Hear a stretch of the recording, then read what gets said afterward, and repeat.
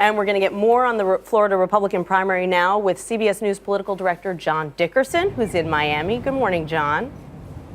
Good morning, Nancy. So what do you think about Congressman Watts' argument? You just heard him say that it really doesn't matter what people on Capitol Hill think of Newt Gingrich, but it does matter if they're going out and saying these things on the airwaves in Florida, doesn't it?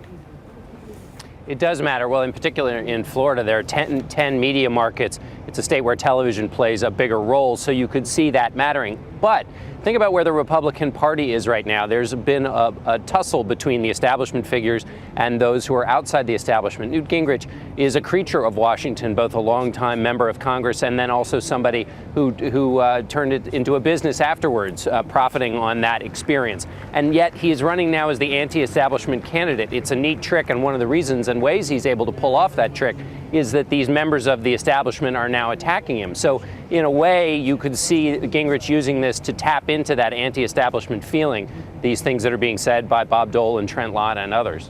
So let's see how well he's doing right now. The latest polls show that with just a few days to go before the primary, Mitt Romney has a 38 to 29 point lead over former Speaker Newt Gingrich among Republican voters.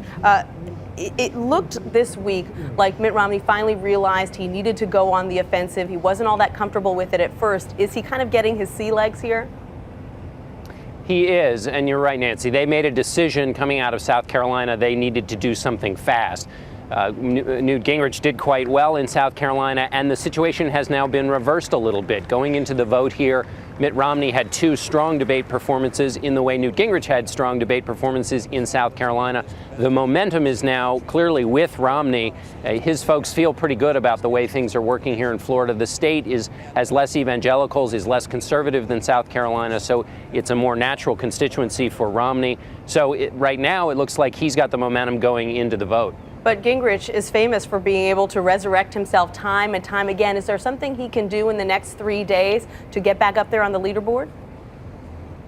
Well, he's going to have to do something that's going to get him a lot of news coverage. There are a lot of ads going back and forth on the television. That's not going to change the dynamic too much. He could probably use another debate. There's not one scheduled, but he's had good debate performances before. Although one of his problems here is that his debates, these two debates that have taken place in Florida since the South Carolina primary, he's been sort of lackluster. It's been more Romney, who, as you mentioned, is feeling better, is feeling a spring in his step. So it's a little tricky for Gingrich. He's going to have to do something that gets him covered and that makes a strong statement, and he's only got a couple days to do it. Well, it's definitely been a roller coaster down there. John Dickerson, thank you so much joining us from Miami this morning.